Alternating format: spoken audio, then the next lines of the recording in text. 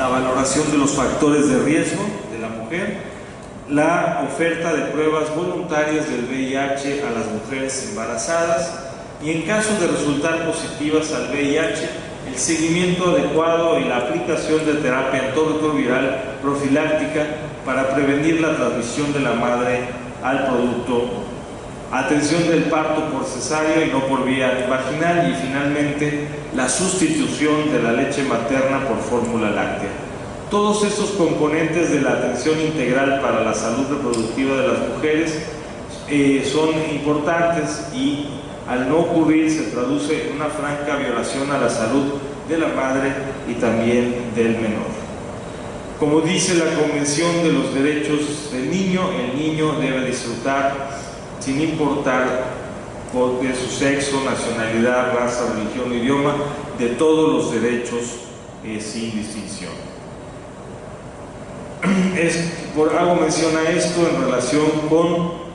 el marco protector de los derechos de las niñas y las niñas. En este sentido, nuestra Constitución ha sido reformada recientemente, el 10 de junio del 2011, y el título primero del capítulo primero de nuestra Constitución ahora habla de las garantías, de los derechos humanos y sus garantías. Entre esas garantías se establece el derecho a la no discriminación de todas las personas en razón de múltiples motivos, entre ellos en razón de su edad y en razón de su discapacidad, de su género, de la condición social, de las condiciones de salud, de la religión, de las opiniones, de las preferencias sexuales, el estado civil o cualquier otro que atente contra la dignidad humana y tenga como efecto anular o menoscabar los derechos y libertades de las personas. La Convención de los Derechos del Niño, que a partir de esta reforma es parte ya de nuestra Constitución, todos los niños y niñas gozan sin excepción, independientemente de su raza, idioma, religión, lugar de nacimiento, etcétera, de todos los derechos que esta convención les otorga. Quisiera hacer mención a continuación de una sentencia, que es la única sentencia que localicé en relación con VIH en que hay mención de menores. Se trata precisamente de una sentencia relacionada con el retiro del servicio activo de las armas por detección del VIH y la consecuente cesación de los servicios médicos por parte de la Suprema Corte de Justicia, no es de la Suprema Corte, es del Cuarto Tribunal Colegiado en materia administrativa del primer circuito, que se ubica en el tomo 20 en septiembre del 2004. De la novena época, 180.582. En esa sentencia, lo que me llamó la atención es que se puso de relieve que el retiro del activo por detección del VIH y la consecuente cesación de los servicios médicos extensiva a sus familiares contagiados debe resolverme conforme al marco regulatorio de los derechos a la no discriminación, a la dignidad de las personas, a la salud, a la permanencia en el empleo y a los derechos de los niños. En esta resolución se puso de relieve la afectación potencial a los familiares del militar en el caso de resultar positivo al VIH. Esa es la única sentencia del Poder Judicial que encontré en donde hubiera una mención directa al tema del VIH en relación con los menores de edad. También tenemos la Ley Federal para prevenir y eliminar la discriminación, que en el capítulo de medidas para prevenir la discriminación establece en el artículo 9 la prohibición de toda práctica discriminatoria. Y no solo eso, sino que ofrece un catálogo de 29 conductas que considera discriminatorias. Entre ellas se marca en el 19º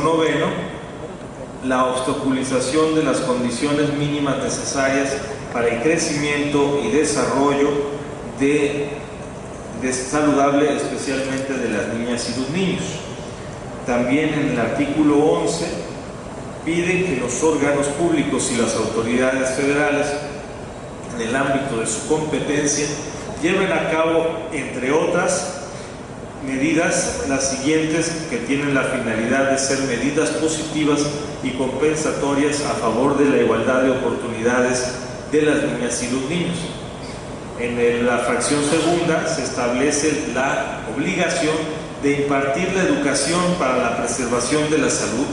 el conocimiento integral de la sexualidad, la planificación familiar, la paternidad responsable y el respeto a los derechos humanos. Quiero decir que esto y otros ordenamientos nos marcan con toda claridad que la educación para la sexualidad saludable no es optativa, es una obligación para el Estado. De acuerdo a la Ley General de Educación, que desde luego se desprende del artículo 3 constitucional, entre otras disposiciones que me parecieron relevantes para esta presentación, es que establece como infracciones de quienes prestan servicios educativos expulsar o negarse a prestar el servicio educativo a niñas, niños y adolescentes que presenten problemas de aprendizaje, o condicionar su aceptación en la escuela o la permanencia en el plantel a someterse a tratamientos médicos específicos. También lo es presionar de cualquier manera a los padres o tutores para que acudan a médicos o clínicas específicas para la atención de problemas de aprendizaje de los educandos. La Ley de Protección de Derechos. ¿Por qué puse esta lámina anterior? Porque, como van a ver en unos minutos, parte de lo que motivó la recomendación general número 8 fue precisamente que algunos funcionarios, servidores públicos del sistema educativo pedían a los niños y a las niñas la presentación de pruebas de que no tenían VIH para permitirles continuar sus estudios, lo cual, como podemos ver, es completamente arbitrario e ilegal. La Ley para la Protección de los Derechos de las Niñas, Niños y Adolescentes, que está fundamentada en el párrafo 6 del artículo 4 de la Constitución, señala que para efectos de esa ley se consideran niñas y niños a las personas de hasta 12 años incompletos, es decir, el día que cumplen 13 ya no lo son. La protección de los derechos de niñas, niños y adolescentes tiene como objetivo asegurarles el desarrollo pleno e integral, lo que implica la oportunidad de formarse física, mental, emocional, social y moralmente en condiciones de igualdad.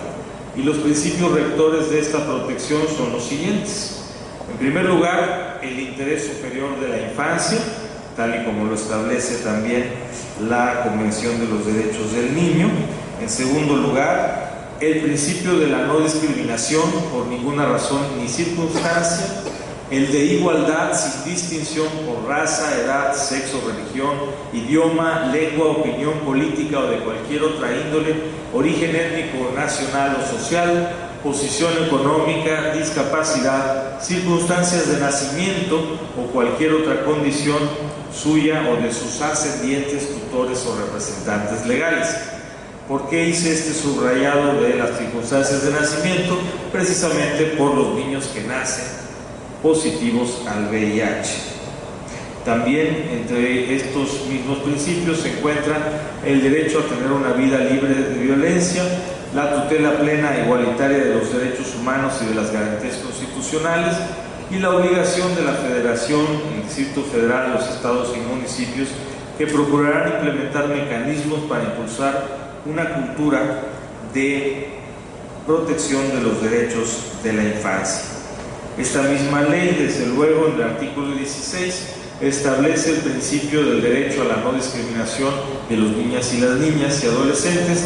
que tienen reconocidos sus derechos, por lo cual no debe hacerse ningún tipo de discriminación en razón de la raza, color, sexo, idioma, lengua, religión, opinión política, origen étnico, nacional o social, posición económica, discapacidad física, de nueva cuenta, circunstancias de nacimiento o cualquier otra condición que no esté prevista en ese artículo, con lo cual deja abierta la posibilidad de otros motivos que no estuvieran en este elenco. Es deber de las autoridades adoptar las medidas apropiadas para garantizar el goce de su derecho a la igualdad en todas sus formas.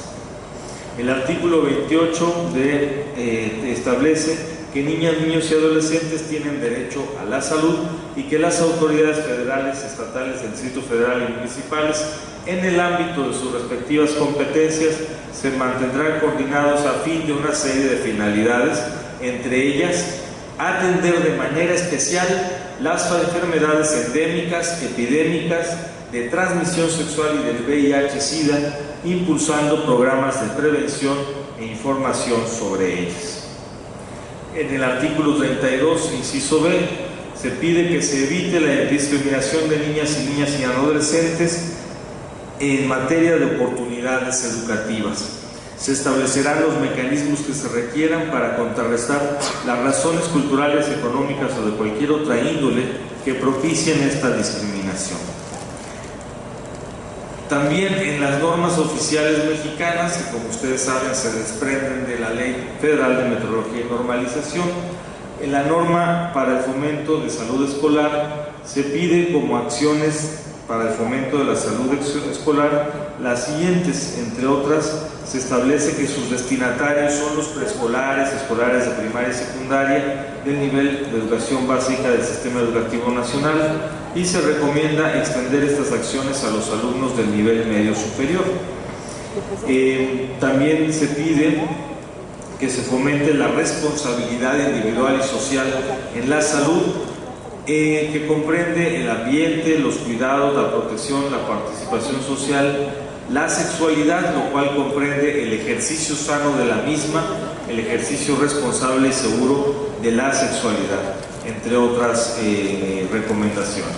Y el personal de salud debe apoyar al docente para el desarrollo de esta temática para la educación para la salud.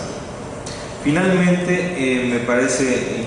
imposible dejar de lado lo previsto por la propia norma específica para VIH, que es la 010 SSA 2010, publicada en noviembre de ese año, para la prevención y el control de la infección por el virus de la inmunodeficiencia humana, la cual reúne los puntos de vista, las propuestas y los resultados de investigaciones de diversas dependencias gubernamentales y privadas, estableciendo medidas concretas y procedimientos obligatorios para todas las autoridades, estableciendo líneas de acción en el ámbito nacional para frenar la pandemia,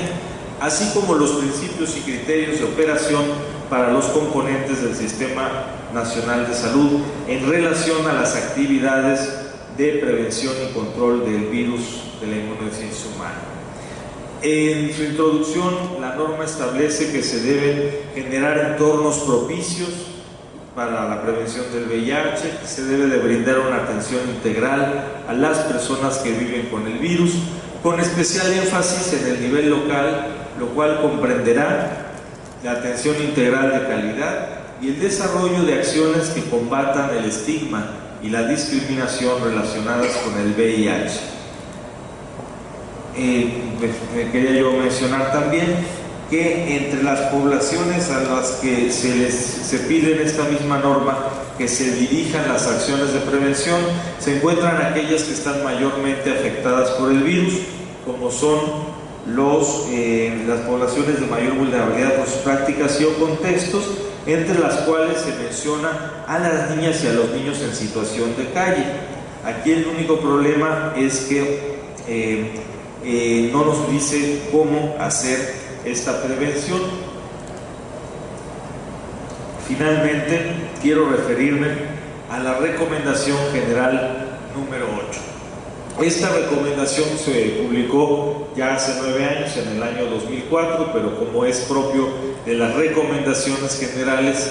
su publicación por parte de la Comisión Nacional de los Derechos Humanos tiene una finalidad preventiva, por lo cual pues su temporalidad es un poco relativa, no es como en las recomendaciones particulares que atiende a una situación de una persona o un grupo en un momento determinado. En aquel año apareció en los medios de comunicación que una niña en el estado de Guerrero y una niña en el estado de Chiapas estaban siendo discriminadas en sus escuelas La primera era una escuela particular y la segunda una escuela pública, en razón de vivir con el VIH. Al día siguiente la prensa publicó que había también casos en Querétaro y en el Distrito Federal. Al tercer día, las organizaciones de la sociedad civil plantearon que había hasta 7 casos y pidieron a la CNDH que iniciara una investigación. Quiero aclarar que la CNDH ya tenía conocimiento del caso del Distrito Federal y este se estaba atendiendo, porque como ustedes saben, el Distrito Federal es la única entidad que no ha federalizado su educación, por lo cual los servicios educativos en educación primaria y secundaria todavía están en manos del gobierno federal. Entonces nos competía a la CNDH ese caso en particular. Hicimos una investigación con el objeto de obtener toda la información necesaria para formular propuestas de acciones y medidas para combatir estos actos de discriminación, violaciones a derechos humanos de los menores que padecen VIH en el ámbito escolar. Solicitamos información a las autoridades educativas de todas las entidades federativas y a la autoridad federal. Solicitamos información a los DIFs, solicitamos información a los programas estatales de atención al VIH y a las organizaciones de la sociedad civil. Y como resultado de la investigación se constató la existencia de un número importante de reportes en toda la República Mexicana en que las autoridades educativas habían discriminado a menores portadores del VIH o que padecían el síndrome de la inmunodeficiencia adquirida. El número evidentemente no podía ser grande, puesto que, como dijimos, son menos de 2,000 los menores que viven con VIH en nuestro país, pero encontramos alrededor de 50 casos que, distribuidos en toda la geografía del país, nos revelaban que no existía una sola entidad federativa que careciera de este tipo de circunstancias. Por ello se decidió emitir una recomendación general. ¿Qué acciones violatorias habían realizado las autoridades educativas? Los habían expulsado de las escuelas por su condición de salud, se les había negado el servicio educativo por la misma razón, se dio a conocer en la comunidad escolar o el estado de salud de los menores, lo cual generó que estos y sus padres fueran discriminados y estigmatizados en el ámbito escolar o por la sociedad. También las autoridades educativas violentaron por omisión los derechos humanos de los menores que padecen del VIH o el SIDA al permitir y tolerar la discriminación y estigmatización y los prejuicios en el ámbito escolar. Este punto en particular me parece muy interesante porque hay un señalamiento en la recomendación en el sentido de las escuelas privadas, las escuelas particulares, en el sentido de que la autoridad educativa había sido omisa al no poner orden en esas escuelas que de cualquier manera están bajo su supervisión. Por ello se emitió la recomendación general número 8, que pues la podemos resumir en los 4 puntos recomendatorios de la misma. En primer lugar, se pidió a las autoridades que la recomendación se dirigió a los 31 gobernadores de los estados, al jefe de gobierno del Distrito Federal y al secretario de Educación Federal, con la finalidad de que giraran sus instrucciones para que las autoridades educativas se abstuvieran de expulsar, de separar de sus estudios o de impedir la inscripción de los alumnos que viven con VIH o que padecen SIDA, y que establezcan, por el contrario, los mecanismos necesarios para garantizarles su derecho a la educación. También se pidió que se giraran instrucciones para que las autoridades educativas guardaran la confidencialidad respecto de la condición de salud de los menores que viven con VIH o que padecen SIDA, y para que se les brinden los apoyos necesarios para que puedan continuar con sus estudios y participar en las actividades escolares en condiciones de igualdad. La tercera recomendación trata de atacar el problema de los falsos temores en relación con el VIH para que se implemente de una manera urgente y en coordinación con las autoridades de salud programas de capacitación e información sobre el VIH y el SIDA para servidores públicos que conforman el sistema educativo, cuyo objetivo sea combatir la ignorancia o la desinformación en torno a la enfermedad y para evitar prácticas discriminatorias y violatorias de los derechos humanos de los menores. La cuarta recomendación se refiere a la imperiosa necesidad de que también se realicen campañas pedagógicas de información dirigidas a niñas, niños y adolescentes con la finalidad de difundir el respeto a los derechos de las personas que viven con VIH o SIDA, así como de informar a los adolescentes, a los padres de familia y profesores sobre las formas de prevención del virus. La Comisión está convencida de que la difusión de esta información redundará necesariamente en una mejor protección de los derechos humanos. Muchísimas gracias.